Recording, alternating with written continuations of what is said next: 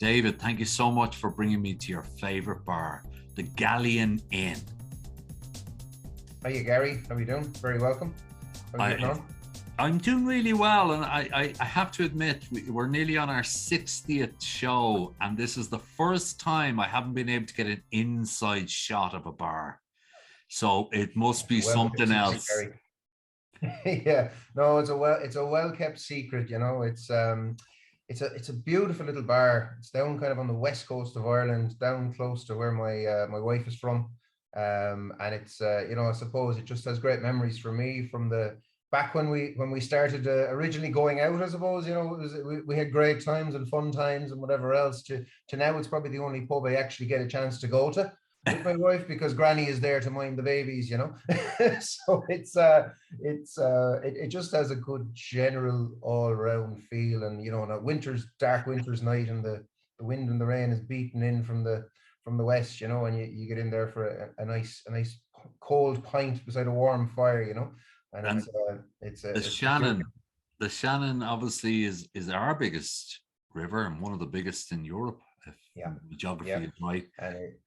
And between the Shannon and America is just a big ocean, right?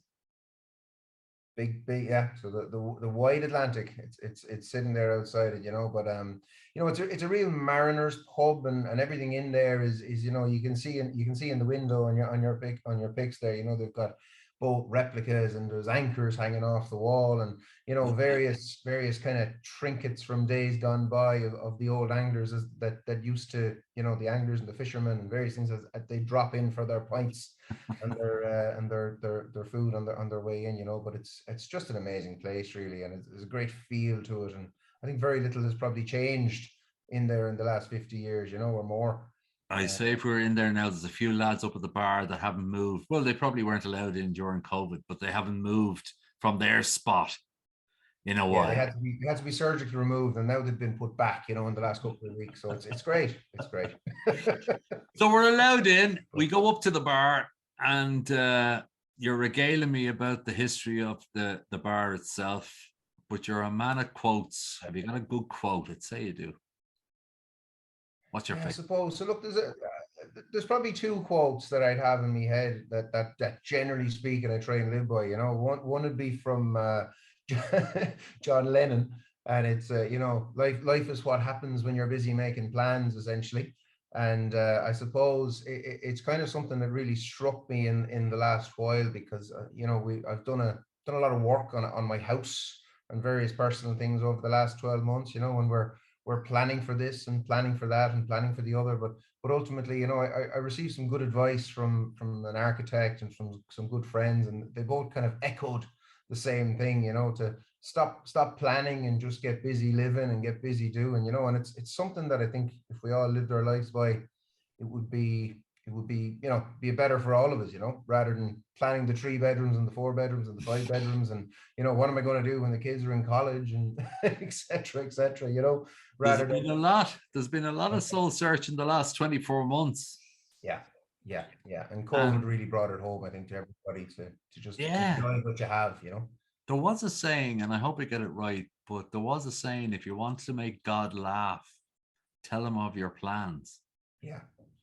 And God, if we had been on this call 24 months ago and we were planning to go to Monaco and planning to go to America and planning to go, not knowing, and 6 weeks later we were locked in. So yeah, that's a good one. I like that one. I'll write that one down. And what's your second? It's coming up obviously on the kind of the 12-month anniversary of that now, and and you're kind of, I'm actually sitting here. Sorry, I'm at the Galleon obviously, but I'm actually sitting here in Frankfurt today, and it's nearly poignant to the fact that nearly 12 months ago to the day, I left here around the kind of the 14th, 15th of March, and it was just before the world kind of shut down for 2 years, and it's mad to be back and just see the whole thing really starting to move again. And see the airports get busier, and see just the world is starting to get going again, hopefully. And you were indeed out with me and Bray last week with a whole gang of other people, and we could have just walked up Bray Head with a smile on our face and not said anything to each other. It was just the genuine, God, we're back out with people.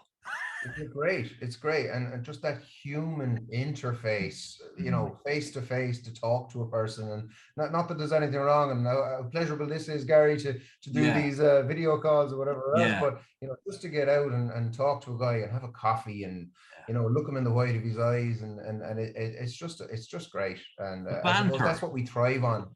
I was The just gonna, banter. Yeah. I was just gonna say that the banter is usually about something formal on a computer, isn't there? Irrespective, and looking into a Yeah. screen, and the banter and the small nuances of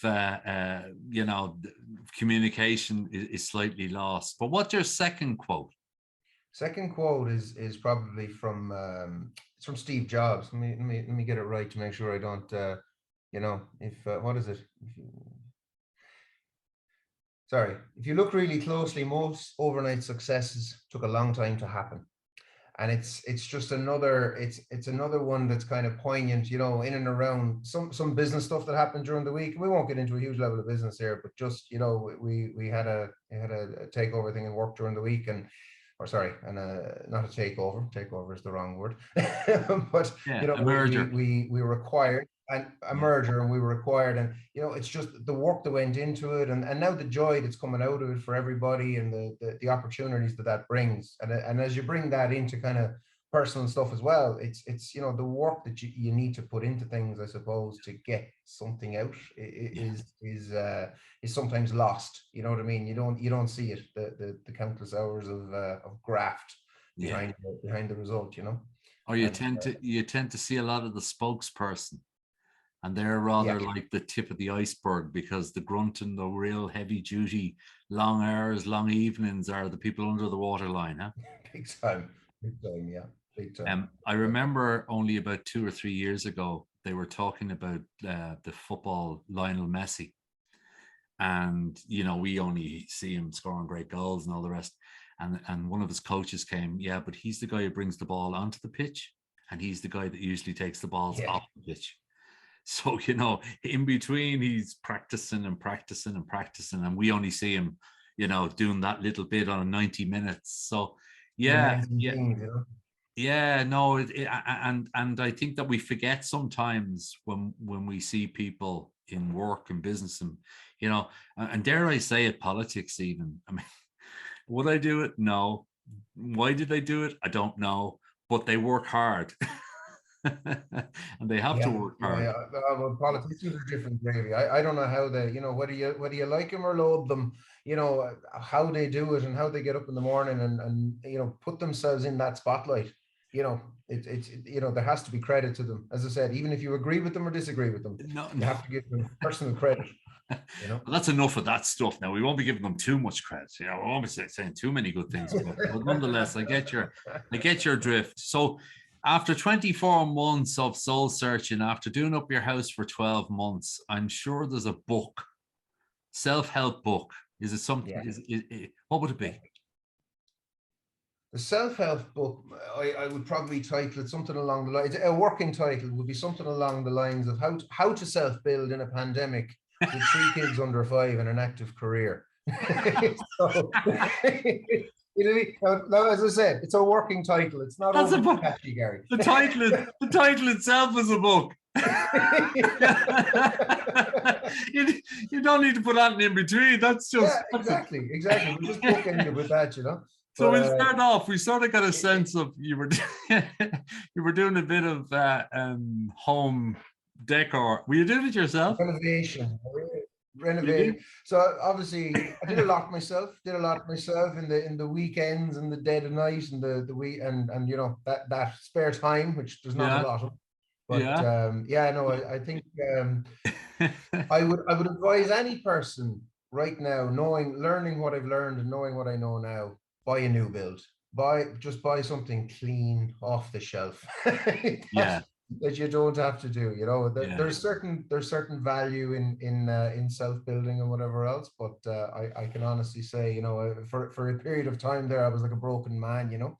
But I can't say. It sounds like you were going through a renovation of an oldish house. We did a bit of an extension whilst we were still living in the house. about 5-6 years ago, and never had I taken running water for granted, nor will I ever do it again. No water for the next 2 days. Hot running water, Garry. Hot running water. Sorry, hot running water. That's even more of a point. 3 children running around. Dad is pulling out. Oh yeah, no. There is at least 2 books in that. But look, as I said, it's character. It's character building, I think. And as I say, my wife maintains I'm a sucker for punishment anyway, and I'd probably do it again. But at the same time, it's coming off the back of it, I'm damn glad to be finished, and I suppose just enjoying the fruits of the labor now. 3 kids under the age of 8. 3 under 5 when we started. I suppose 3 under 6 now. So so it's fun. Two girls and a little small boy, a little 1-year-old boy. So it's wild times. A carpenter, an electrician, and a plasterer by the end of it. Yeah, and that's just the wife. The kids are they're a testament to their mother. She's amazing. You recovered so well there, David. Honest to God, you recovered like a man that is used to recovering. Someone once said to me, "What's the kindest thing anyone ever did for you?" And I said, "My wife married me." So it's something along those lines now. Something. Well, listen. Thank you so much. You're in Frankfurt. You're back at it. Thank you. It's been short and sharp, but it's been interesting. Thank you, David Bourke from EDPAC. Thank you very much. It's been a real pleasure.